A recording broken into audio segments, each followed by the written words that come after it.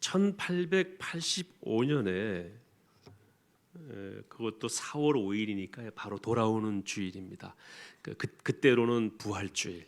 우리 부활주일이 다음 주잖아요. 그 해의 부활주일날 대한민국 역사에 아주 기록적인 일이 발생하는데 스크랜튼, 아펜젤러 그리고 언더우드라고 하는 세 분의 선교사가 제물포항을 통해서 조선으로 들어오게 됩니다.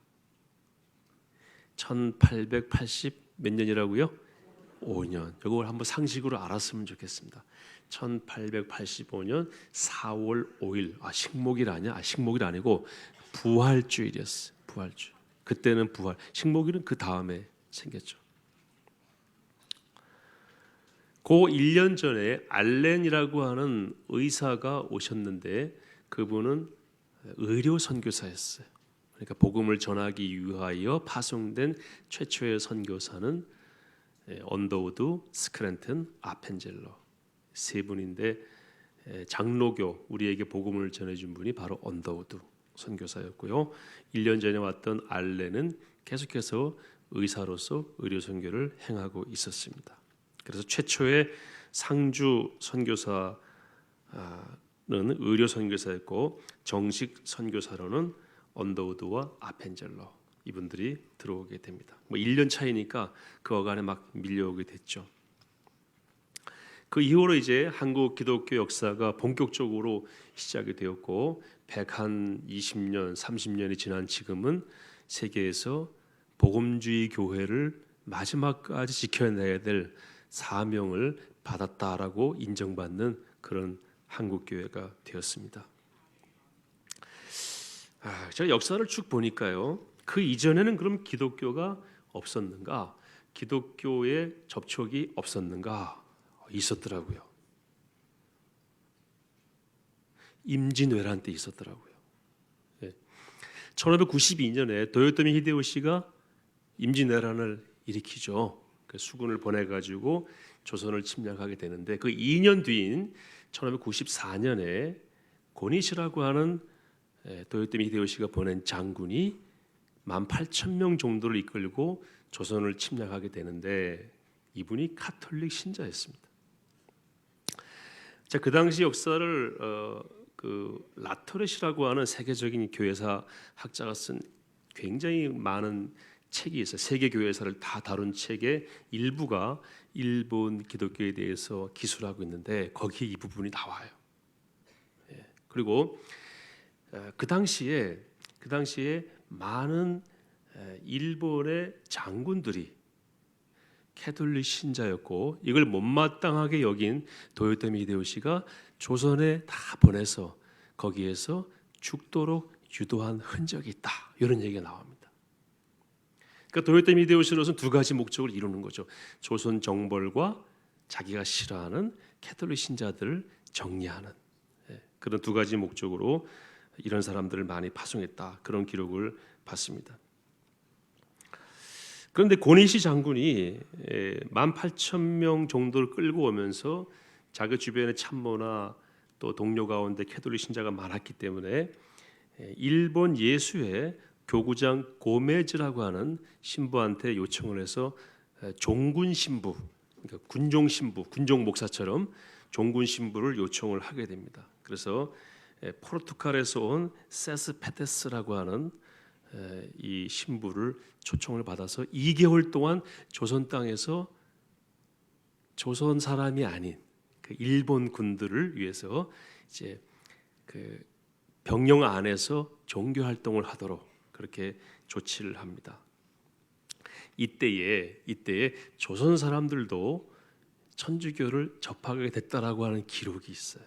이게 아마 우리가 역사에 기록된 가장 오래된 천주교나 기독교와의 접촉이 아닌가. 물론 신라 시대에 경교가 들어왔다라고 하는 얘기가 있는데 경교는 기독교가 아니에요. 그건 이단입니다. 오늘 좀 연도하고 사람 이름이 많이 나오는데요. 한번 인내하고 들어보십시오. 잊어버리셔도 괜찮아요. 그러나 한번 들으시면은 마지막 남는 그게 오늘 제가 전해드리고 싶은 말씀이 되겠습니다.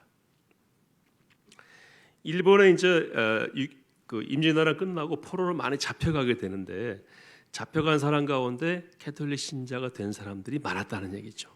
그리고 조선 사람들이 모여 있는 마을에서 그런 종교 활동을 계속 하게 되다가 나중에 도쿠가와 시대에 캐톨릭을 본격적으로 박해할 때 21명의 조선인이 순교했다는 기록이 있습니다. 그러니까 조선인 가운데 누가 나왔어요?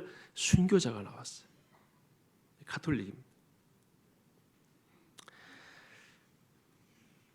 여기에 지나지 않고 그 뒤에 이제 카톨릭이 본격적으로 조선에 포교를 하려고 만주나 상하이 등지에서 계속해서 노력을 합니다. 그래서 북경으로 간 이승훈을 세례를 주고 1789년에는 천주교 신자가 4,000명 정도로 증가했다. 그러니까 1789년이니까 서양에서는 프랑스 혁명이 일어났고 아직 조선 땅에는 기독교가 들어오기 거의 한 100년 전이죠. 100년 전. 근데 이미 가톨릭 신자는 몇 명까지 늘어났다고요? 제가 이거 말씀드리는 이유가 있습니다. 4,000명이 늘어났어요. 기독교가 들어오기 100년 전에 이미 가톨릭 신자는 4,000명이 되었어요. 여러분 잘 아시는 정약용, 정약전, 정약중 3형제가 다 가톨릭 신자가 됐습니다. 그리고 1785년 그러니까 언더우드 선교사가 제물포에 왔다는 그 해로부터 딱 100년 전부터 공식적인 미사가 가정에서나마 시작이 됩니다.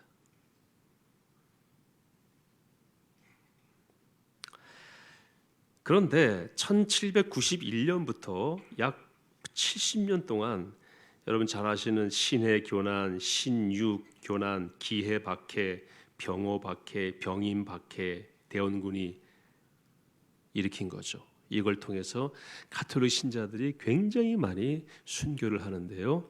기록에 보면은 8,000명 이상이 순교했다.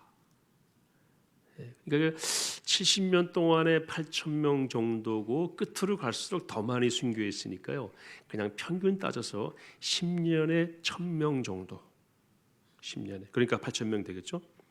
1,000명 정도가 순교했고 1년에 100명 이상이 계속해서 70년 동안을 순교했다.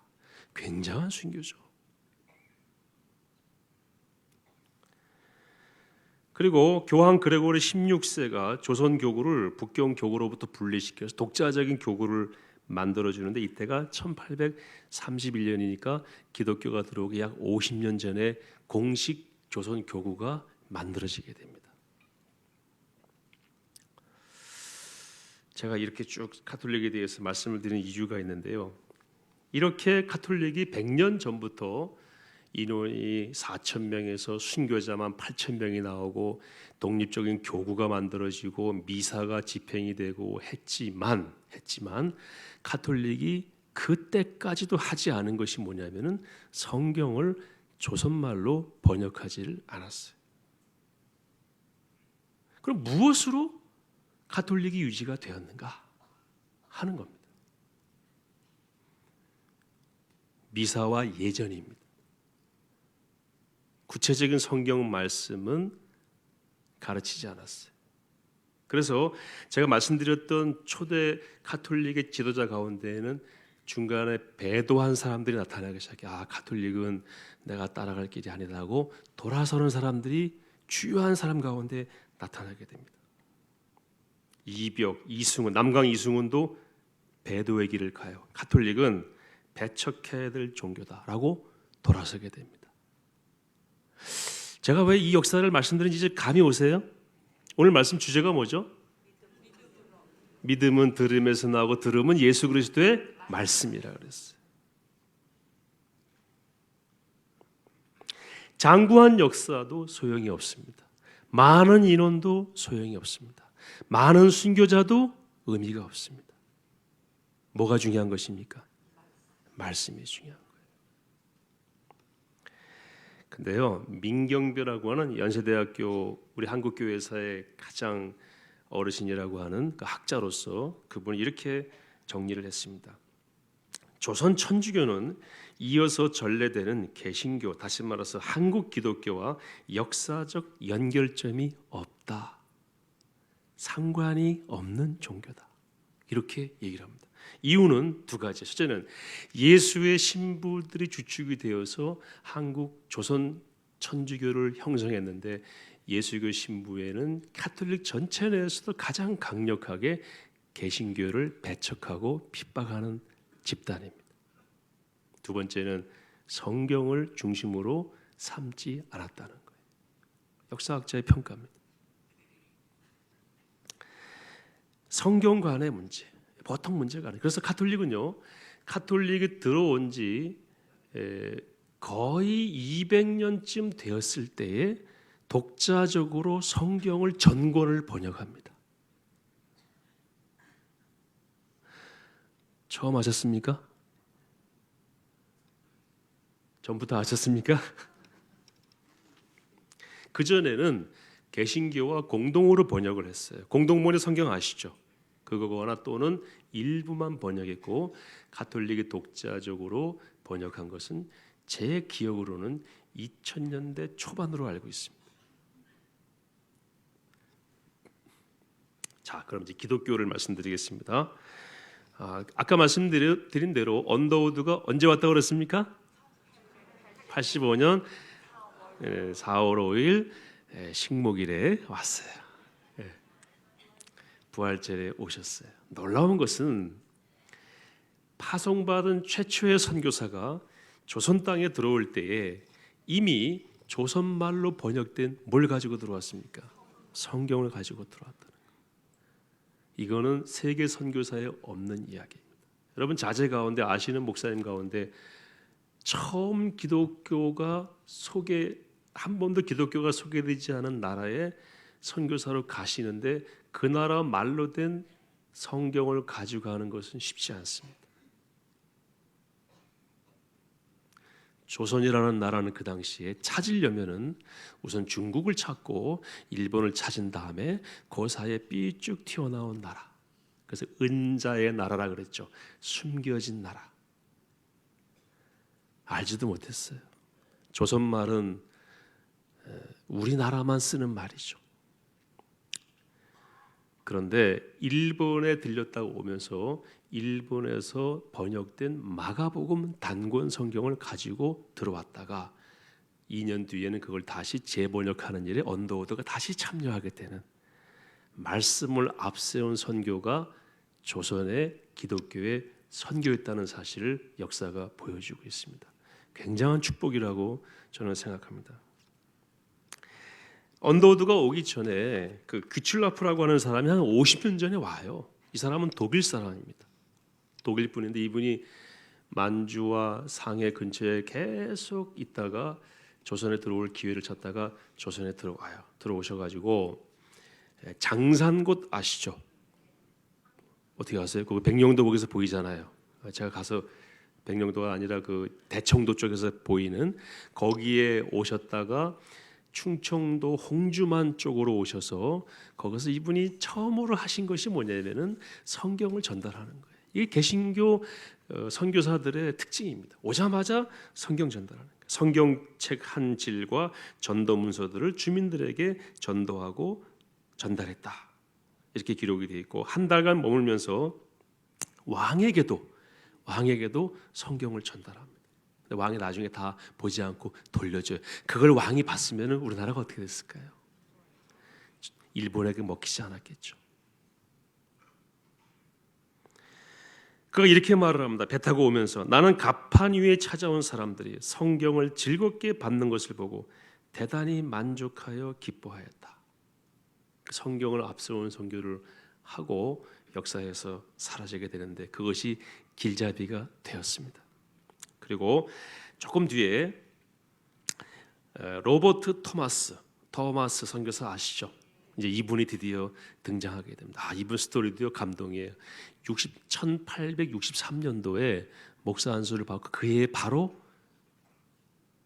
만주로 오고 상하이로 와서 조선을 계속 와보려고 합니다. 그러다가 63년 그 해에 상해에 와 있던 상해로 데리고 온 자기 아내가 풍토병과 기후에 못 이겨 죽게 됩니다.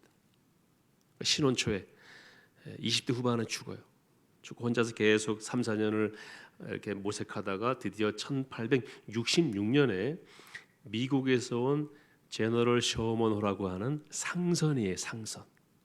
그 상선 무역하는 배 있죠. 그걸 타고 대동강변을 따라서 평양으로 들어오다가 배가 모래탁에 걸려서 움직이지 못할 때 조선 수군들이 다 죽이게 됩니다.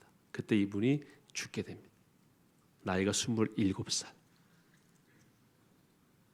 그분을 파송한 교회 주변에 저희가 세운 게 웨스트 신학교입니다.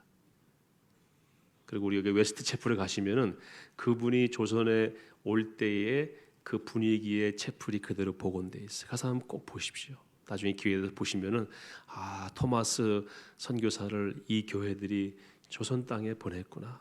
얼마나 감사합니까? 목사 안수 받자마자 아마 23살, 4살쯤 돼서 온 것 같아요. 토마스가 순교할 때가 1866년 9월 2일 27살의 나이인데 그의 순교로 그의 사역은 끝나지 않습니다. 자, 그 다음 스토리 잘 아시죠? 이거 제가 역사 다 뒤져서 가져온 거니까요. 그렇다더라가 아니고 역사적인 사실로 기록되어 있는 것입니다. 토마스가 이렇게 말합니다. 떠나올 때 나는 성경을 가지고 떠납니다. 물론 한자 성경이에요. 한글 성경 아직까지 없었어요. 조선 사람들에게 환영을 받을 생각을 하니 얼굴이 달아올라 희망에 부풉니다. 아내는 3년 전에 먼저 갔어요. 그 젊은 나이에 오직 조선 땅의 복음을 전하기 위해서 그 미국 상선을 빌려 타고 통역관을 자청해서 오면서 가슴이 뛰는 거예요. 뭐 때문에? 이 성경을 전달할 생각에.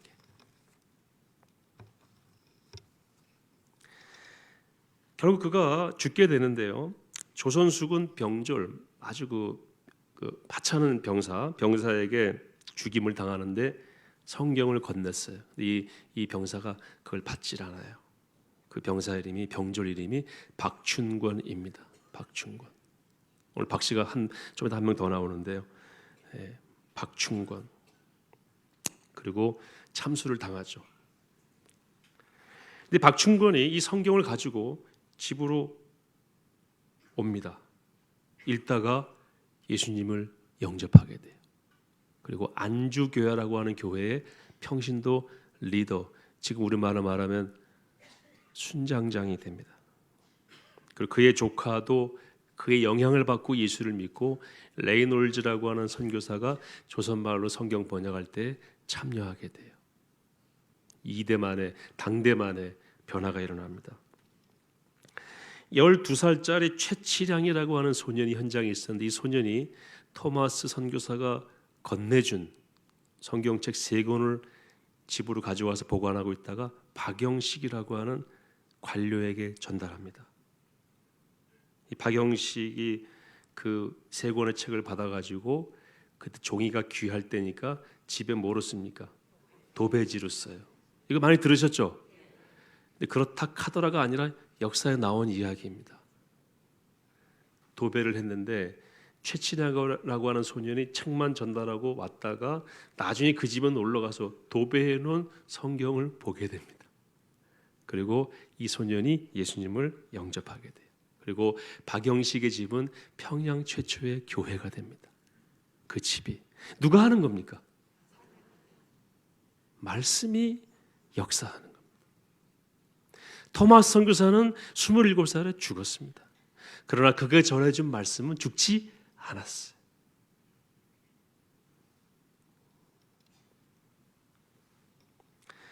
존 로스라고 하는 선교사가 만주 땅에 있다가 조선에서 인삼 팔러 온 또는 인삼을 사러 온 서상윤이라고 하는 장사랑 만나가지고 대화하다가 그분에게 복음을 전하고 그분이 예수님을 받아들이고 그분과 함께 누가복음을 조선말로 번역하게 돼. 이게 82년도입니다. 선교사는 아까 몇 년에 들었다고 그랬어요? 85년.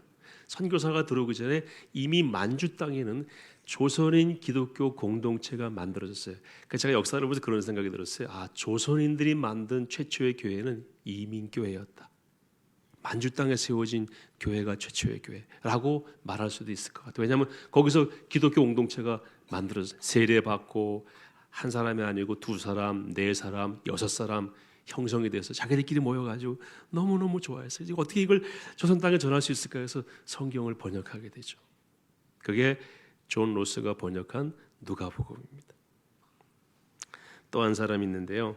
아까 말씀드렸던 82년도에 똑같은 연도에 박영효라고 하는 수신사와 함께 일본으로 건너간 하급 관료의 또 뭐 신분을 꾼 정도 되는 이수정이라고 하는 분이 일본에 가서 이제 수신사 역할을 하게 되는데 그때 이수정의 친구인 안종수라고 하는 사람이 있어요. 이분이 이야기합니다. 수정아, 너 도쿄에 가게 되면은 찌다센이라고 하는 선생님을 꼭 만나봐라. 너에게 아주 중요한 얘기를 해줄 거다.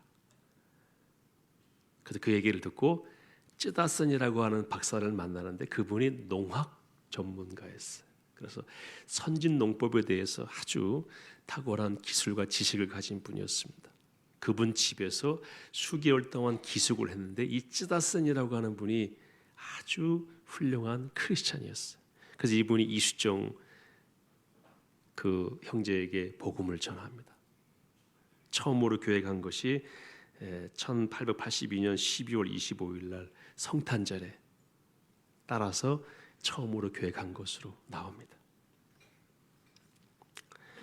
그리고 성경을 번역하게 되고 이듬해 부활절에 세례를 받게 돼요. 세례 받게 되고 이제 성경을 번역하게 되는데 마가복음을 번역합니다. 이 마가복음을 조선 땅에 오기 위해서 일본에 들렸던 언더우드 일행이 가지고 들어온 겁니다. 선교사가 들어오기 전에 외국 땅에 기독교 공동체가 만들어졌고 외국 땅에서 이미 뭐가 번역이 됐습니까? 성경이 번역이 되었고 그걸 가지고 들어온 분이 외국인 선교사들이었어요. 조선에 오신 선교사님들은 특별히 말씀에 대해서 굉장한 애착을 가졌던 분들이었습니다. 그때 이수정이 이렇게 얘기를 합니다. 나는 선진농법을 배우러 일본에 왔지만 조선이 배워야 할 것은 선진농법이 아니라 예수 그리스도의 말씀이다. 그리고 이분은 86년도에 조선 땅에 와서 은거하다가 병사로 죽게 됩니다. 그리고 이수정의 역사는 끝났지만 그가 번역한 성경은 지금도 우리 가운데 살아있는 것입니다. 제가 이 말씀을 준비하다가 한 사람이 생각이 났어요. 우간다의 무세벤이라고 하는 대통령입니다. 이분이 우간다에서는 그 동성애를 인정하는 법을 거부했죠. 그 동성애는 인정할 수 없다라는 법을 만들고 사인을 했어요. 그래서 미국 대통령 오바마가 뭐라고 그랬습니까? 우간다에서 동성애를 인정하지 않으면은 주기로 한 4억 달러의 돈을 주지 않을 수도 있다라고 이제 일종의 경고를 했습니다. 4억 달러면 얼마입니까? 한 4,500억 정도 됩니다. 우간다로서는 굉장히 큰 돈입니다. 근데 여러분 우간다를 제가 좀 보니까 우간다는 우리랑 굉장히 가까웠던 나라였어요. 60년대 가장 못 사는 나라가 우간다였고 두 번째가 대한민국이었습니다. 그런데 그래서 우간다는 아직도 우리보다 못 사는 그 유일한 나라이고 다른 나라들은 그러니까 우간다는 대한민국 뒤에서 있는 나라인데 그때부터 지금까지 계속 뒤에 있는 나라예요. 다른 나라들은 그때는 우리 앞에 있었죠. 필리핀도 우리 앞이었고 멕시코도 우리 앞에 그때 뒤를 물려갔는데 우간다는 그때나 지금이나 우리 뒤에요. 가장 못 사는 나라입니다. 4,500억이라면 굉장히 큰 돈인데요. 이 무세베니 대통령이 그거 안 받기로 했어요. 나 안 받겠다고 그랬어요. 뭐라고 그랬냐면은 우간다 국민들을 살리는 것은 미국의 원조가 아니라 하나님 말씀대로 사는 것이다. 이렇게 하고 거부 의사를 표명했는데 실제로 돈이 갔는지는 제가 뒷이야기는 잘 모르겠습니다. 이수정이 그런 각오로 얘기를 했어요. 내가 선진농법을 배우러 왔지만 여기 와서 보니까 예수님 만나고 보니까 조선이 사는 길은 하나님의 말씀을 받아들이고 예수 그리스도를 받아들이는 것이다. 그렇게 결단하게 됩니다. 그리고 나서 조선 기독교가 한 것이 광해원을 설립하고, 광해원이 지금 뭐가 됐습니까? 연세대학교 세브란스 병원이 됐습니다. 그리고 시병원이라고 그래가지고 민간 병원이 최초로 만들어지고, 보구여관이라고 하는 최초의 여성 병원이 만들어지고, 그 다음에 학교를 설립하고 교육 사업을 하게 되고 문화 사업을 하게 되는데, 그 맨 앞에 온 것은 하나님의 말씀이었습니다. 그것과 함께 또는 말씀을 앞세워서 다른 사역들을 진행한 것이 한국 기독교의 특징이라고 여러분들에게 말씀을 드릴 수가 있겠습니다. 여러분 잘 아시는 평양 대부흥운동 아시죠? 1907년에 있었던, 물론 3년, 5년, 7년 이렇게 굉장히 많은 역사가 있었고 7년도에 폭발적으로 부흥운동이 일어났는데, 많은 교회사학자들은 평양 대부흥운동의 핵심은 뭐냐? 사경회였다, 말씀운동이었다, 이렇게 얘기를 합니다. 이게 우리 한국 기독교의 큰 보배입니다. 오늘 말씀을 잘 보시면은 유대인들을 책망하는 16절에 나오는 말씀이 있죠. 그러나 그들이 다 뭘 순종하지 않았습니까? 복음을 순종하지 아니하였다. 이사야가 이르되 주여 우리가 전한 것을 누가 믿었나이까 하였으니, 그러니까 순종하지 않고 믿지 않았어요. 이게 유대인들의 큰 문제였습니다. 알고는 있지만 받아들이질 않았어요. 그래서 말씀에 의한 역사가 일어나지를 않았다는 거예요. 그 다음에 그 뒤에 말씀 보세요. 자, 17절 같이 한번 읽겠습니다. 시작. 그러므로 믿음은 들음에서 나며 들음은 그리스도의 말씀으로 말미암았느니라. 아멘. 믿음은 어디에서 납니까? 들음에서 나며, 들음은 뭡니까? 사람 말이 아니고요. 뭡니까? 예수 그리스도의 말씀. 그러니까 너희가 참된 믿음을 가지려면은 예수 그리스도의 말씀을 통해서 다시 성경을 보라 이거예요. 지금 유대인들이 보았던 구약 성경은 예수 그리스도께서 오셔서 하신 말씀을 통해 다시 볼 때에 그게 하나님의 말씀이 된다는 것을 여기서 보여주고 있는 것입니다. 들으면 예수 그리스도의 말씀, 믿음은 예수 그리스도의 말씀으로 말미암은 것이다. 분명하게 말씀하고 있죠. 유대인의 문제는 무엇이었습니까? 안 듣는 것이고 듣고도 순종하지 않고 믿지 않았다는 것입니다.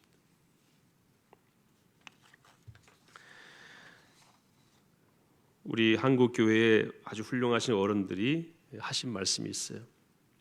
기독교는 곧 성경이다. 성경을 빼고는 기독교를 말할 수가 없다. 우리의 믿음도 기초가 무엇입니까? 성경이죠. 말씀이죠. 이걸 빼고는 얘기할 수가 없어요. 두 가지를 적용하겠습니다. 첫째는요, 한번 따라해 주십시오. 다 있다. 성경에는 다 있습니다. 성경에는 모든 답이 다 있습니다. 아멘이시죠? 부부 사이 갈등 성경에 있습니까? 없습니까? 제가 최근에 그 What is Happiness라고 하는 책이 나왔더라고요. 그 뭐 제가 관심도 없었는데 서점에 지나가다가 딱 보니까 행복이란 무엇인가? 하버드에서 최고로 인기 있는 강의래요. 그래서 제가 집어들면서 이런 생각이 들었어요. 과연 그럴까? 책을 보는데 붕어빵에는 뭐가 없습니까? 행복이란 무엇인가라는 책에 행복이 없어요. 그다 인간의 이야기입니다. 제가 행복이라는 단어를 한번 찾아봤어요. 성경에서. 놀랍게도 신약 성경에는 한 번도 나오지 않습니다. 구약 성경에 7번 정도 나오는 것 같습니다. 근데 행복을 대체하는 표현이 신약에 있는 것 같아요. 기쁨입니다. 그다음에 복이라는 단어. 아주 구체적이고 우리가 느끼는 것들이죠. 그래서 또 찾아봤어요. 행복이 무엇인가? 누가 무슨 말을 했는가 찾아보니까 아리스토텔레스가 인간은 선을 행할 때 행복할 수 있다. 그렇게 얘기를 하는데 과연 그렇습니까? 그렇지 않습니다. 성경은 명확하게 말씀하고 있어요. 내가 오늘 내 행복을 위하여 내가 내게 명하는 여호와의 명령과 규례를 지킬 것이 아니냐 하고 신명기 10장 13절에 말씀하고 있어요. 몇 안 되는 행복과 관련된 말씀은 구원과 하나님 말씀에 거하는 것으로 표현하고 있습니다.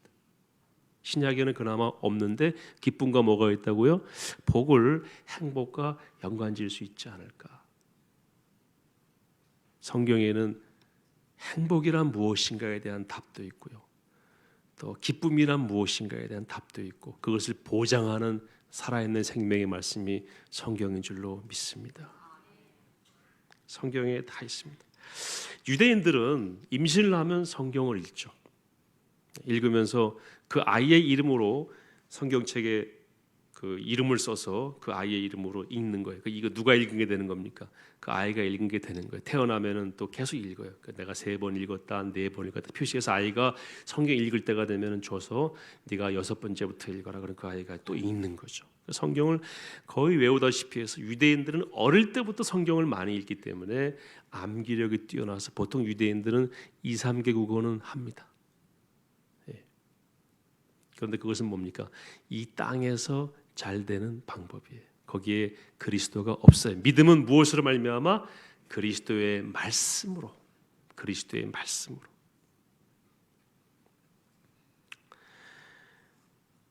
한 아버지가 아들에게 그 성경의 소중함을 알려주기 위해서 늘 그렇게 얘기했대요. 너 뭐든지 필요하면 성경을 봐라. 성경엔 다 있다.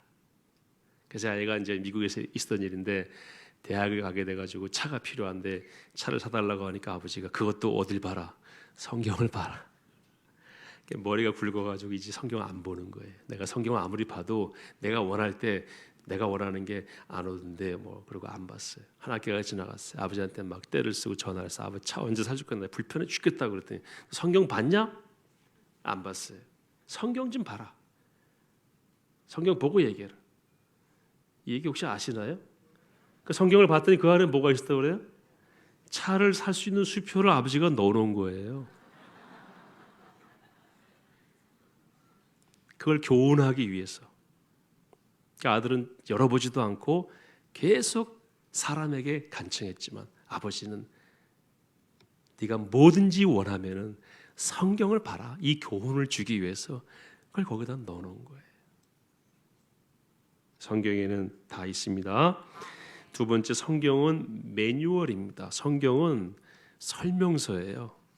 어떻게 하면은 기쁠 수 있을까? 어떻게 하면은 승리할 수 있을까? 어떻게 하면 내가 직장에서 잘할 수 있을까? 어떻게 하면 내가 목회를 잘할 수 있을까? 다 어디를 봐야 됩니까? 성경을 봐야 돼요. 길잡이에요, 길잡이. 우리가 물건을 사면은 설명서 읽어보잖아요. 그 안 읽어보고 쓰다가 잘못되면은 회사에서 책임지지 않습니다. 시편 119편 105절에 주의 말씀은 내 발의 등이요 내 길의 빛이니이다 라고 분명히 말씀하고 있습니다.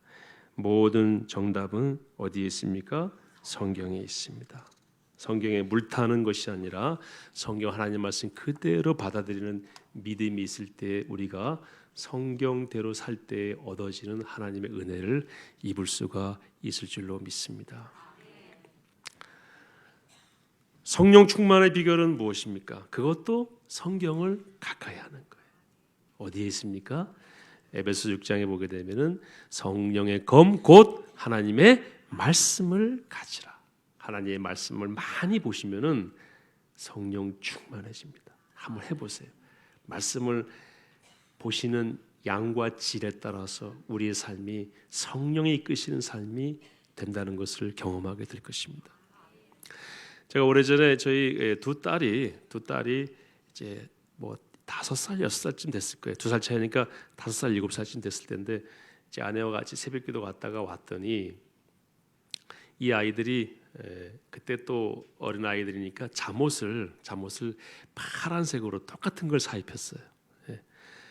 그런 이제 새벽기도 갔다 왔더니 이 아이들이 새벽기도 간 사이에 깨가지고 이제 엄마 아빠 방으로 오다가 너무 졸려서 쓰러진 거예요. 그 큰 아이는 저희 침대 끝자락에 와서 침대를 이렇게 손을 대면서 쓰러져서 자고 있고요. 둘째 아이는 그 뒤에서 언니의 발 뒤를 손을 대면서 이렇게 둘이 쓰러져 자는 거예요. 부모인 저희 심정이 어떻겠습니까? 얼마나 귀여운지. 예. 지금 뭘 말하고 있는 겁니까? 얘들이 그 잠에서 깨어서 비몽사몽간은 누구한테 찾아온 겁니까? 엄마 아빠한테. 오다가 채 못 왔어요. 못 하고 쓰러졌지만 그 한번 엄마 아빠 침대 쪽으로 팔을 쭉 뻗은 거예요.